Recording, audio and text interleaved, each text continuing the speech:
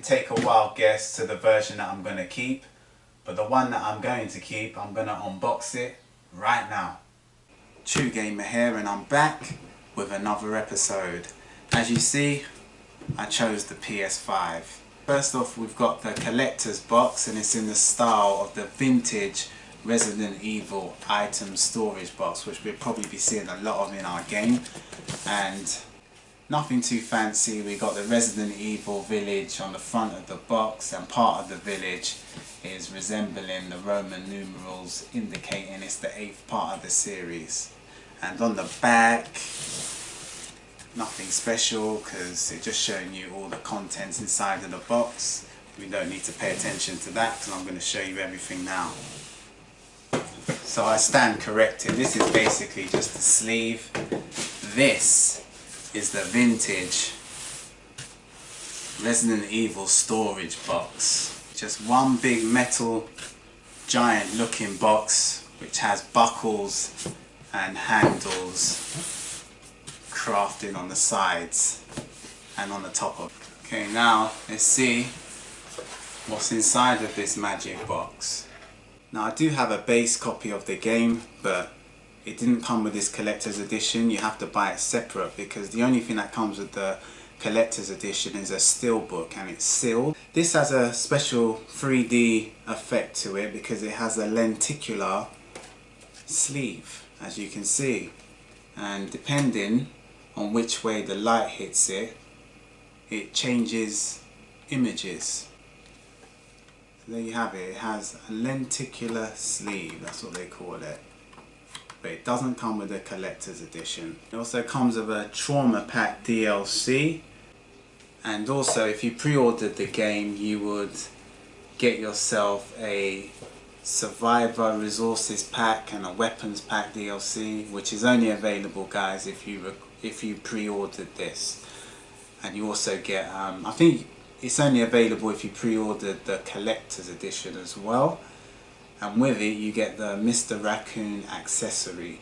Okay, next we have an art book, The Traveller's Record, and it's pretty basic, no fancy images or illustrations plastered all over it.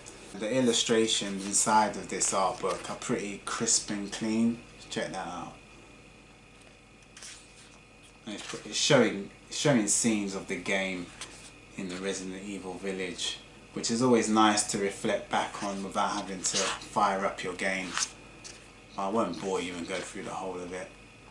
There you go. Still colourful, although the outside is pretty dull. Then we have an A4 art print. Nothing too exciting, guys. Then we have an old-fashioned, authentic cloth map.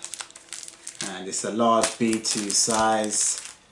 And I can imagine the texture must be smooth and soft when you're feeling it. I'm not going to open it right now. So next we have a exquisite looking steelbook, from what I can see from the pictures on the box. Unfortunately we don't have the lenticular fancy sleeve on it.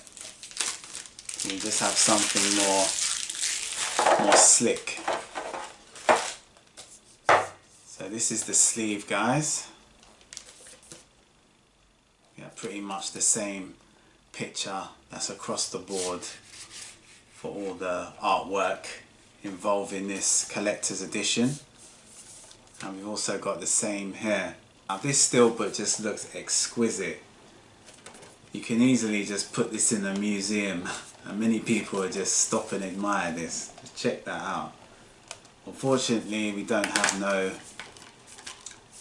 illustrations inside. It's bare bones.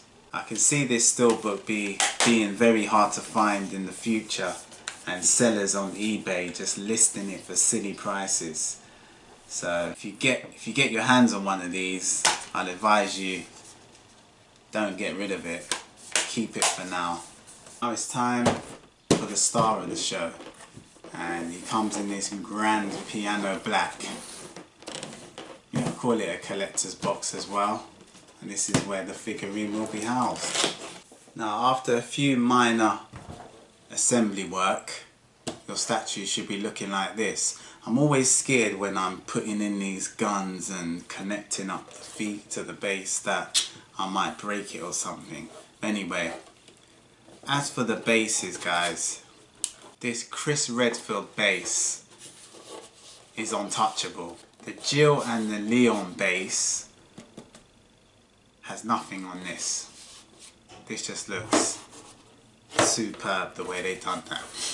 I got to say, this Chris Redfield's figurine statue just looks incredible, and the detail, as you can see as I swirl it around, detail on the jacket, the creases on his jeans, you can see every groove on his boot there.